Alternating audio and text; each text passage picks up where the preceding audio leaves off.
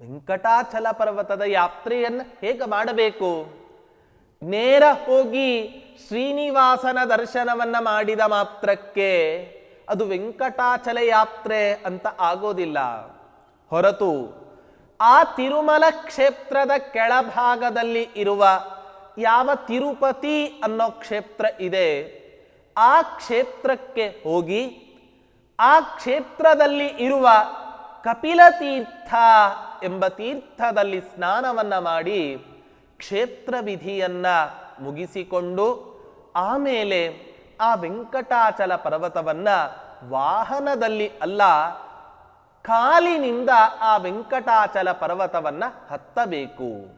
ಆ ವೆಂಕಟಾಚಲ ಪರ್ವತವನ್ನ ಹತ್ತಿದರೆ ನಾವು ಈ ಜೀವನದಲ್ಲಿ ಮಾಡಿದ, ಜನ್ಮಾಂತರದಲ್ಲಿ ಮಾಡಿದ ನೂರಾರು ಪಾಪಗಳು ಹತ್ತಿ ಸುಟ್ಟು ಹೋದಂತೆ ನಮ್ಮ ಪಾಪರಾಶಿಯೂ ಕೂಡ ಸುಟ್ಟು ಹೋಗುತ್ತೆ.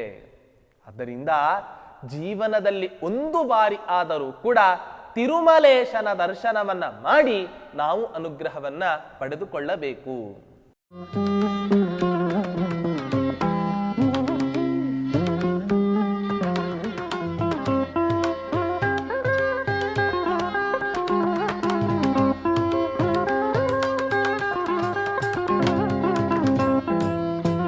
ಪೂಜ್ಯಾಯ ರಾಘವೇಂದ್ರಾಯ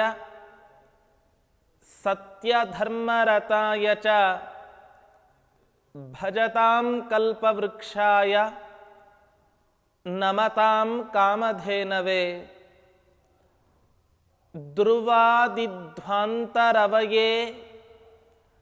ವೈಷ್ಣವೇಂದೀವರೇಂದವೇ ಶ್ರೀ ರಾಘವೇಂದ್ರ ಗುರವೇ ನಮೋ ಅತ್ಯಂತ ದಯಾಲವೇ. ಶ್ರೀ ಗುರುಭ್ಯೋ ನಮಃ. ಹರಿ ಓಂ.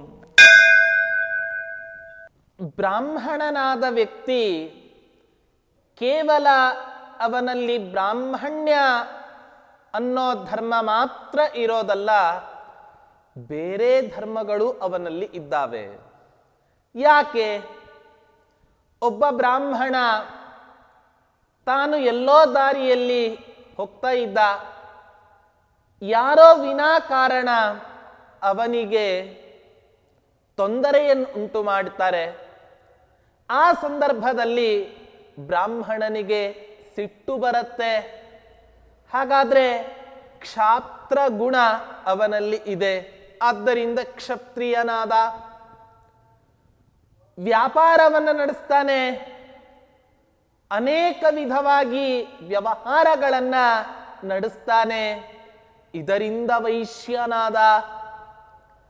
ಇದೇ ಬ್ರಾಹ್ಮಣ ಮನೆಗೆ ಬರ್ತಾನೆ, ತಾಯಿಗೆ ಸಹಾಯವನ್ನ ಮಾಡ್ತಾನೆ, ಹೆಂಡತಿಗೆ ಅವಳ ಕರ್ಮಗಳಲ್ಲಿ ಸಹಾಯವನ್ನ ಮಾಡ್ತಾನೆ.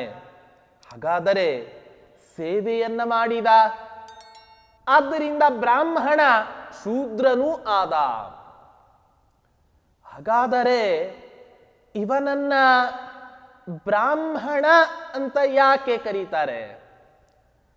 ಸಾತ್ವಿಕ ಗುಣದ ಭೂಯಿಷ್ಠತೆ ಯಾವ ಪುರುಷನಲ್ಲಿ ಅಧಿಕವಾಗಿ ಇರುತ್ತೋ ಅವನು ಬ್ರಾಹ್ಮಣ.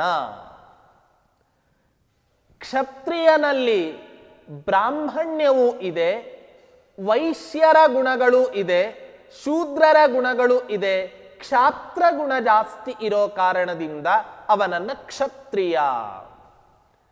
ವೈಶ್ಯನಲ್ಲಿ ಕ್ಷಾತ್ರ ಗುಣ, ಸೇವಾ ಗುಣ, ಸಾತ್ವಿಕ ಗುಣ ಮೂರೂ ಇದ್ದರೂ ಕೂಡ ವೈಶ್ಯರಿಗೆ ಸಂಬಂಧಪಟ್ಟ ಗುಣಗಳೇ ಅವನಲ್ಲಿ ಜಾಸ್ತಿ ಇರೋ ಕಾರಣದಿಂದ ಅವನನ್ನ ವೈಶ್ಯ ಅಂತ ಕರೀತಾರೆ. ಹೀಗೆ ಅವರ ಬ್ರಾಹ್ಮಣನಾಗಿ ಹುಟ್ಟಿದ ಮಾತ್ರಕ್ಕೆ ಅವನು ಕೇವಲ ಬ್ರಾಹ್ಮಣ ಮಾತ್ರ, ಕ್ಷತ್ರಿಯನಲ್ಲ ಅಂತ ಹೇಳೋದು ತಪ್ಪಾಗತ್ತೆ. ಹೀಗೆ ಈ ತಿಮ್ಮಣ್ಣಾಚಾರ್ಯರು ತಮ್ಮ ಆಶ್ರಮಕ್ಕೆ ಉಚಿತವಾದ ಯಾವ ಧಾರ್ಮಿಕ ಕ್ರಿಯೆಗಳು ಇದ್ದಾವೆ ಎಲ್ಲ ಧಾರ್ಮಿಕ ಕ್ರಿಯೆಗಳನ್ನು ಅನುಷ್ಠಾನ ಮಾಡ್ತಾ ತಮ್ಮ ಪತ್ನಿ ಆದಂತಹ ಯಾವ ಗೋಪಿಕಾಂಬಾ ಅನ್ನುವಂತಹ ಸ್ತ್ರೀ ಮಡದಿ ಇದ್ದಾಳೋ ಅವಳೊಂದಿಗೆ ಸೇರಿ ಆ ವಿಜಯನಗರದಲ್ಲಿ ತುಂಬಾ ದಿನಗಳ ಕಾಲ ವಾಸವನ್ನ ಮಾಡಿದರು. ಅಂದರೆ ಗೃಹಸ್ಥ ಧರ್ಮವನ್ನ ಶಾಸ್ತ್ರಕ್ಕೆ ಅನುಗುಣವಾಗಿ ಅನುಷ್ಠಾನ ಮಾಡಿದರು. ಯಾಕೆ? ಅನೇಕ ಧರ್ಮಶಾಸ್ತ್ರಗಳು ಹೇಳ್ತವೆ, ಧನ್ಯೋ ಗೃಹಸ್ಥಾಶ್ರಮ, ಗೃಹಸ್ಥಾಶ್ರಮಕ್ಕೆ ಸಮಾನವಾದ ಇನ್ನೊಂದು ಆಶ್ರಮ ಬೇರೆದ್ದಿಲ್ಲ. ಬ್ರಹ್ಮಚರ್ಯ, ಗಾರ್ಹಸ್ಥ್ಯ, ವಾನಪ್ರಸ್ಥ, ಸನ್ಯಾಸ, ಈ 4 ಆಶ್ರಮಗಳಲ್ಲಿ ಅತ್ಯಂತ ಶ್ರೇಷ್ಠಕರವಾದ ಆಶ್ರಮ ಅಂದರೆ ಅದು ಗೃಹಸ್ಥಾಶ್ರಮ. ಯಾಕೆ? ಬ್ರಹ್ಮಚಾರಿ ಭಿಕ್ಷೆಯನ್ನ ಬೇಡಿ ಗುರುಕುಲದಲ್ಲಿ ವಾಸ ಮಾಡಬೇಕು. ಸನ್ಯಾಸಿ ಅವರಂತೂ ಪ್ರತಿನಿತ್ಯ ಭಿಕ್ಷೆಯನ್ನ ಬೇಡಲೇಬೇಕು. ಅದಕ್ಕೋಸ್ಕರವೇ ಸನ್ಯಾಸಿಗಳನ್ನ ನಮ್ಮ ಮನೆಗೆ ಕರೆಸಿದಾಗ ಸ್ವಾಮಿಗಳು ಊಟಕ್ಕೆ ಬಂದಿದ್ದಾರೆ ಅನ್ನೋ ಶಬ್ದವನ್ನ ಪ್ರಯೋಗ ಮಾಡೋದಿಲ್ಲ. ಸ್ವಾಮಿಗಳು ಇವತ್ತಿನ ದಿನ ನಮ್ಮ ಮನೆಯಲ್ಲಿ ಭಿಕ್ಷೆಯನ್ನ ಸ್ವೀಕಾರ ಮಾಡಲಿಕ್ಕೆ ಬಂದಿದ್ದಾರೆ. ವಾನಪ್ರಸ್ಥ ಕಾಡ್ನಲ್ಲಿ ಇರ್ತಾನೆ. ಹಾಗಾದ್ರೆ ಈ ಬ್ರಹ್ಮಚಾರಿಗಳಿಗೆ, ಸನ್ಯಾಸಿಗಳಿಗೆ, ಉಳಿದ ಅತಿಥಿಗಳಿಗೆ ಸತ್ಕಾರವನ್ನ ಮಾಡಲಿಕ್ಕೆ ಇರುವಂಥ ಏಕೈಕ ಆಶ್ರಮ ಅಂತಂದರೆ ಅದು ಕೇವಲ ಗೃಹಸ್ಥಾಶ್ರಮ ಮಾತ್ರ. ಆದ್ದರಿಂದ ಗೃಹಸ್ಥಾಶ್ರಮವನ್ನ ಸ್ವೀಕಾರ ಮಾಡಿದರೆ ಎಲ್ಲೋ ಬಂಧನದಲ್ಲಿ ಬಂಧಿಯಾಗಿ ಬಿಡ್ತೇವೆ ಅನ್ನೋ ಭಾವನೆ ಸುತರಾಂ ಸಲ್ಲದು. ಹಾಗೇನಾದರೂ ಮಾಡಿ ನಾವು ವಿವಾಹವನ್ನ ಮಾಡಿಕೊಳ್ಳದೆ ಇದ್ದರೆ ನಾವು ಒಬ್ಬ ಪಲಾಯನವಾದಿ ಅಂತ ಕರೆಸ್ಕೋತೇವೆ. ಆದ್ದರಿಂದ ಆ ರೀತಿಯಾಗಿ ಮಾಡದೆ ಗೃಹಸ್ಥಾಶ್ರಮವನ್ನು ಸ್ವೀಕಾರ ಮಾಡಿ ಸಂತಾನವನ್ನ ಪಡೆದು ನಮ್ಮ ಈ ಸಂತತಿಯನ್ನ ಮುಂದುವರೆಸಬೇಕು ಅಂತ ಹೇಳೋದು. ನೋಡಿ, ಈ ಗೃಹಸ್ಥಾಶ್ರಮದಲ್ಲಿ ಅತಿಥಿಗಳು ಅನೇಕ ರೀತಿಯಾಗಿ ಬರ್ತಾರೆ. ಉಪನಿಷತ್ತು ಹೇಳುತ್ತೆ, ಎಷ್ಟು ಚೆನ್ನಾಗಿ ಒಂದು ಮಾತನ್ನ ಹೇಳುತ್ತೆ ಎಂದರೆ, ಗುರುಕುಲದಲ್ಲಿ ಅಧ್ಯಯನವನ್ನ ಮುಗಿಸಿ ಹೊರಟ ಶಿಷ್ಯನಿಗೆ ಗುರುಗಳು ಉಪದೇಶವನ್ನ ಮಾಡ್ತಾರಂತೆ. ಸತ್ಯಂ ವದ ಧರ್ಮಂಚರ, ಸತ್ಯವನ್ನೇ ನುಡಿ, ಧರ್ಮಾಚರಣೆಯನ್ನ ಶ್ರದ್ಧೆಯಿಂದ ಮಾಡು. ಇಷ್ಟೇ ಉಪದೇಶಿಸದೆ ಅವರು ಹೇಳ್ತಾರೆ, ಪ್ರಜಾತಂತುಂ ಮಾವ್ಯವಚ್ಛೇತ್ಸೀಹಿ. ಈ ಅಧ್ಯಯನವನ್ನೇ ಮಾಡ್ತಾ ಮಾಡ್ತಾ ಗೃಹಸ್ಥಾಶ್ರಮವನ್ನ ಸ್ವೀಕಾರ ಮಾಡದೆ, ಸಂತಾನವನ್ನ ಪಡೆದುಕೊಳ್ಳದೆ ನೀನು ಇರಬೇಡ. ಉಪನಿಷತ್ತಿನ ಸ್ಪಷ್ಟ ಆದೇಶ. ಆದ್ದರಿಂದ ಮದುವೆ ಆಗದೇ ಇದ್ದ ಪಕ್ಷದಲ್ಲಿ ದೇವರ ಹತ್ತಿರ ಹೋಗಿ ಪ್ರಾರ್ಥನೆಯನ್ನ ಸಲ್ಲಿಸಿ ಅನೇಕ ಸೇವೆಗಳನ್ನ ಮಾಡಿಯಾದರೂ ಕೂಡ ಪ್ರಯತ್ನಪೂರ್ವಕವಾಗಿ ಪ್ರತಿಯೊಬ್ಬ ಪುರುಷನೂ ಕೂಡ ವಿವಾಹ ಅನ್ನೋ ಸಂಸ್ಕಾರವನ್ನ, ಮದುವೆಯನ್ನ ಮಾಡಿಕೊಳ್ಳಲೇಬೇಕು ಅಂತ ಸ್ಪಷ್ಟ ಆದೇಶ, ಉಪನಿಷತ್ತುಗಳ ಆದೇಶ. ಮದುವೆ ಅನ್ನೋ ಶಬ್ದಕ್ಕೆ ಈಗಿನ ಕಾಲದಲ್ಲಿ ಅರ್ಥ ಕಳ್ಕೊಂಡು ಬಿಟ್ಟಿದೆ. ಯಾಕೆ? ಮದುವೆ ಅನ್ನೋ ಶಬ್ದವೇ ಹೇಳತ್ತೆ, ಮಗನಿಗಾಗಿ ಅಥವಾ ಮಗಳಿಗಾಗಿ ಮಾಡುವ ದುಂದು ವೆಚ್ಚವನ್ನೇ ಇವತ್ತಿನ ದಿನ ಮದುವೆ ಅಂತ ಕರೀತಾರೆ. ಅದಕ್ಕೆ ನಮ್ಮ ಶಾಸ್ತ್ರಕಾರರು ಮದುವೆ ಅಂತ ಕರೀಲಿಲ್ಲ, ವಿವಾಹ. ವಿಶೇಷೇಣ ವಹತಿ ಇತಿ ವಿವಾಹ. ಮದುವೆ ಆಗೋ ತನಕ, ವಿವಾಹ ಎಂಬ ಸಂಸ್ಕಾರ ಆಗುವ ತನಕ ಅವನಿಗೆ ಅಷ್ಟು ಸರಿಯಾದ ಜವಾಬ್ದಾರಿ ಇರೋದಿಲ್ಲ. ಯಾವಾಗ ವಿವಾಹ ಸಂಸ್ಕಾರ ಆಗತ್ತೋ ಆ ವಿವಾಹ ಸಂಸ್ಕಾರದ ನಂತರ ಅವನು ವಿಶೇಷವಾಗಿ ಜವಾಬ್ದಾರಿಯನ್ನು ಹೊತ್ತುಕೊಳ್ಳಬೇಕು ಅನ್ನೋ ಅರ್ಥದಲ್ಲಿ ನಮ್ಮ ಶಾಸ್ತ್ರಕಾರರು ಕರೆದರು ಮದುವೆ ಅನ್ನೋ ಸಂಸ್ಕಾರಕ್ಕೆ ವಿವಾಹ ಅನ್ನೋ ನಾಮಕರಣವನ್ನು ಮಾಡ್ತಾರೆ. ಹೀಗೆ ಆ ತಿಮ್ಮಣ್ಣ ಭಟ್ಟರು, ತಿಮ್ಮಣ್ಣಾಚಾರ್ಯರು ಗೋಪಿಕಾಂಬೆ ಎನ್ನುವ ತಮ್ಮ ಸಹಧರ್ಮಿಣಿ ಒಂದಿಗೆ ಗೃಹಸ್ಥ ಧರ್ಮವನ್ನ ಪೂರ್ಣ ಪರಿಪಾಲನೆ ಮಾಡ್ತಾ ಅವರು ವಾಸವನ್ನ ಮಾಡಿಕೊಂಡು ಇದ್ದರು ವಿಜಯನಗರ ಸಾಮ್ರಾಜ್ಯದಲ್ಲಿ. ಹೇಗಿದ್ದರು? ಸಹಿತಶ್ಚಂದ್ರಿಕಯಾ ಸಹೇವ ಚಂದ್ರ.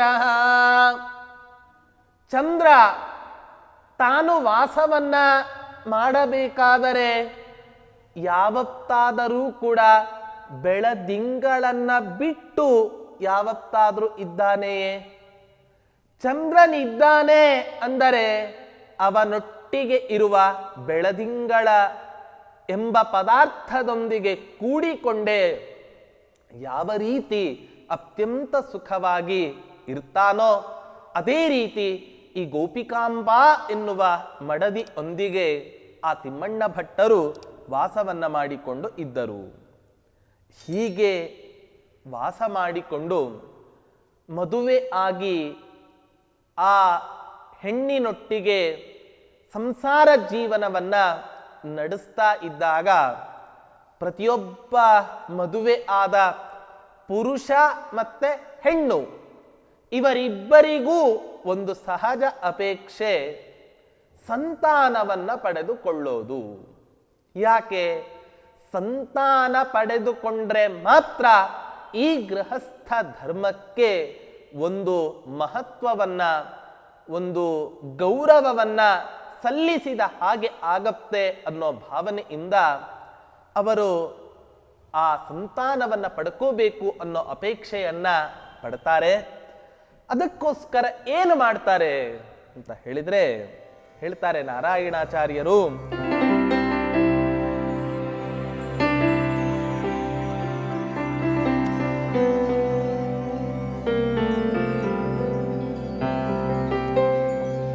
ನಗರಾನ್ನಿರಗಾನ್ ನರೇಂದ್ರ ಯೋಗ್ಯಾತ್ ಸಹಜಾಯಃ ಸಸುಹೃಜ್ಜನೋ ಸುತಿಸಃ ಅಖಿಲಾರ್ಥಿತದಾನದಕ್ಷ ಶೇಷಾಚಲಭೂಷಾ ಮಣಿದೇವತಾಂ ದಿದ್ರಕ್ಷುಃ.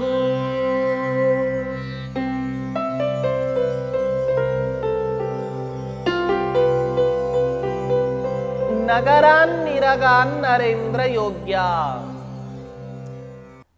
ಆ ವಿಜಯನಗರದಿಂದ ಹೆಂಡತಿ ಅನೇಕ ಬಾಂಧವರು ಎಲ್ಲರಿಂದ ಕೂಡಿದಂಥವರಾಗಿ ಅವರು ವೆಂಕಟಾಚಲ ಪರ್ವತಕ್ಕೆ, ಆ ವೆಂಕಟಾಚಲ ಪರ್ವತದಲ್ಲಿ ಯಾವ ಭಗವದ್ರೂಪ ಶ್ರೀನಿವಾಸನ ಸಾಕ್ಷಾತ್ ರೂಪ ನೆಲೆಸಿದೆಯೋ ಅಂಥ ಒಂದು ರೂಪವನ್ನ ನೋಡಿ ಸೇವೆಯನ್ನ ಮಾಡೋದಕ್ಕೋಸ್ಕರ ಅವರು ವೆಂಕಟಾಚಲ ಪರ್ವತಕ್ಕೆ ಯಾತ್ರೆಯನ್ನ ಹೊರಟಿದ್ದಾರೆ. ನೋಡಿ, ಕಲಿಯುಗದಲ್ಲಿ ಬೇಡಿದ ವರಗಳನ್ನ ನೀಡುವ ದೇವ ಅಂದರೆ ಒಂದು ವೆಂಕಟಾಚಲ ಪರ್ವತದಲ್ಲಿ ನೆಲೆಸಿದ ಶ್ರೀನಿವಾಸ ದೇವ. ಬೇಡಿದ ವರಗಳನ್ನ ಪೂರೈಸುವ ಗುರುಗಳು ಅಂದರೆ ಅದು ಮಂತ್ರಾಲಯದ ರಾಘಪ್ಪ ಅಂತಲೇ ಪ್ರಸಿದ್ಧ. ಆದ್ದರಿಂದ ಆ ಶ್ರೀನಿವಾಸ ದೇವನ ಸೇವೆಯನ್ನ ಮಾಡಿ ಒಂದು ಉತ್ತಮ ಸಂತಾನವನ್ನ ಪಡೆದುಕೊಳ್ಳಬೇಕು ಅನ್ನೋ ಅಪೇಕ್ಷೆಯಿಂದ ಅವರು ಹೊರಟಿದ್ದಾರಂತೆ ತೀರ್ಥಯಾತ್ರೆಗೆ. ನೋಡಿ, ನಮ್ಮ ದೇಹವನ್ನ ಈ ಭಗವಂತ ಕೇವಲ ಸುಖವನ್ನ ಅನುಭವಿಸೋದಕ್ಕೋಸ್ಕರ ಮಾತ್ರ ಕೊಟ್ಟಿದ್ದಲ್ಲ ಹೊರತು ಅನೇಕ ತೀರ್ಥಯಾತ್ರೆಗಳನ್ನು ಮಾಡಿ ಆ ತೀರ್ಥಕ್ಷೇತ್ರಗಳಲ್ಲಿ ನೆಲೆಸಿದ ಯಾವ ಭಗವದ್ರೂಪಗಳು ಇದ್ದಾವೋ ಆ ಭಗವದ್ರೂಪಗಳ ಸೇವೆಯನ್ನ ಮಾಡಿ ಅನುಗ್ರಹಕ್ಕೆ ಪಾತ್ರರಾಗಬೇಕು.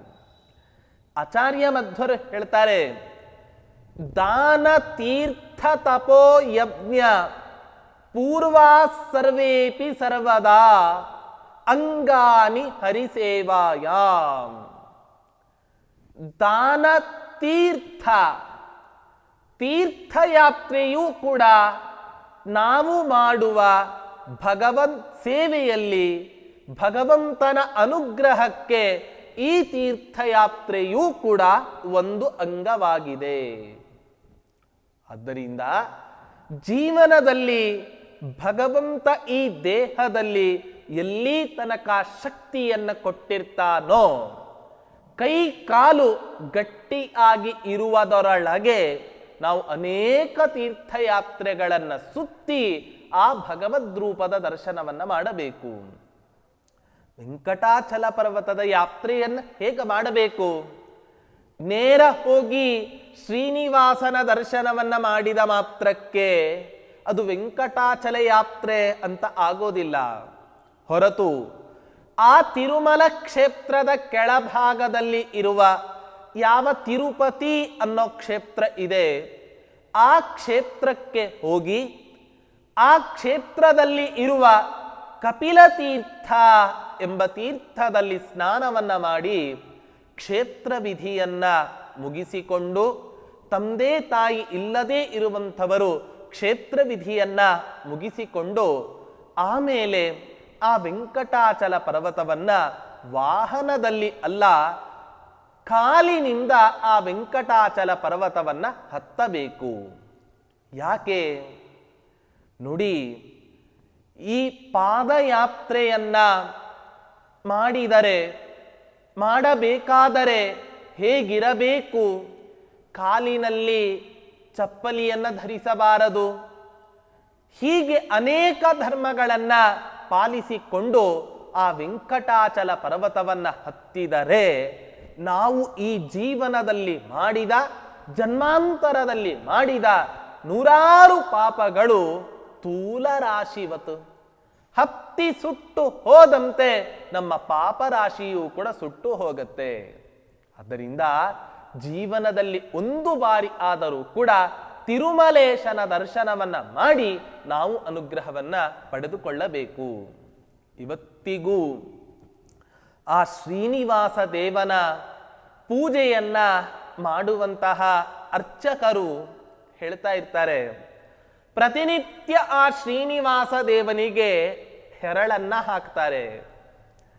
ಸ್ನಾನ ಮಾಡಿಸಿದ ಮೇಲೆ, ನಾವು ಯಾವ ರೀತಿ ಸ್ನಾನ ಮಾಡಿದ ಮೇಲೆ ಬಟ್ಟೆಯಿಂದ ಒರೆಸಿಕೊಂಡರೂ ಕೂಡ ನಮ್ಮ ದೇಹದ ಮೇಲೆ ಬೆವರಿನ ಹನಿಗಳು ಅಥವಾ ಸ್ನಾನದ ಆ ನೀರಿನ ಹನಿಗಳು ಯಾವ ರೀತಿ ಕಾಣಿಸ್ತಾವೋ ಅದೇ ರೀತಿ ಆ ಶ್ರೀನಿವಾಸ ದೇವನ ಪ್ರತಿಮೆಯಲ್ಲಿ ಇವತ್ತಿಗೂ ಕಾಣಿಸ್ತವೆ. ಇವತ್ತಿಗೂ ಕೂಡ ಅರ್ಚಕರಿಗೆ, ಭಕ್ತರಿಗೆ ಎಲ್ಲ ವರಗಳನ್ನು ಕೊಡ್ತಾ ಅನೇಕ ಮಹಿಮೆಗಳನ್ನ ತೋರಿಸುವಂಥ ಏಕೈಕ ಕ್ಷೇತ್ರ ಅದು ಕಲಿಯುಗದಲ್ಲಿ ಪ್ರಪಂಚದಲ್ಲಿ ಇರೋದು ಅಂತಾದರೆ ಭೂವೈಕುಂಠ ಅಂತ ಕರೆಸಿಕೊಳ್ಳುವಂತಹ ತಿರುಮಲ ಕ್ಷೇತ್ರ. ಅಂಥ ತಿರುಮಲ ಕ್ಷೇತ್ರದಲ್ಲಿ ಶ್ರೀನಿವಾಸ ನೆಲೆಸಿದ್ದಾನೆ. ಎಲ್ಲ ವರಗಳನ್ನು ಕೊಡ್ತಾನೆ. ಸಂತಾನ ಬೇಕು ಅಂದ್ರೆ ಸಂತಾನ ಕೊಡ್ತಾನೆ, ಕಣ್ಣು ಬೇಕು ಅಂದ್ರೆ ಕಣ್ಣನ್ನ ಕೊಡ್ತಾನೆ, ಮಕ್ಕಳು ಬೇಕು ಅಂದ್ರೆ ಮಕ್ಕಳನ್ನ ಕೊಡ್ತಾನೆ. ಹೀಗೆ ಎಲ್ಲ ವರಗಳನ್ನು ಕೂಡ ನೀಡಿ ದಯಪಾಲಿಸುವಂಥ ಮಹಾನುಭಾವನೆ ಆ ನಮ್ಮ ಶ್ರೀನಿವಾಸ ದೇವ. ಒಂದು ಕಥೆಯನ್ನ ಶ್ರೀನಿವಾಸ ದೇವರ ಬಗ್ಗೆ ಪತ್ರಿಕೆಯಲ್ಲಿ ಒಬ್ಬ ಸಂಕಲನಕಾರ ಉಲ್ಲೇಖವನ್ನ ಮಾಡ್ತಾನೆ. ಮಗು ಇರಲಿಲ್ಲ ದಂಪತಿಗಳಿಗೆ. ಮಗು ಹುಟ್ಟಿದರೆ ಆ ಮಗುವಿನ ಕೈಯ ಮೂಲಕ ನಾವು ನಿನಗೆ ಕಾಣಿಕೆಯನ್ನ ಅರ್ಪಣೆ ಮಾಡ್ತೇವೆ ಅಂತ ಒಂದು ಹರಕೆಯನ್ನ ವರವನ್ನ ಬೇಡಿಕೊಂಡಿದ್ದರು ಆ ಶ್ರೀನಿವಾಸನ ಹತ್ತಿರ. ಸುಮಾರು ವರ್ಷಗಳಾಗಿತ್ತು, ಮಕ್ಕಳೇ ಆಗಿರಲಿಲ್ಲ. ಅಂಥ ದಂಪತಿಗಳಿಗೆ ಎಷ್ಟೋ ವರ್ಷಗಳು ಕಳೆದ ನಂತರ ಅವರಿಗೆ ಮಕ್ಕಳಾಗತ್ತೆ.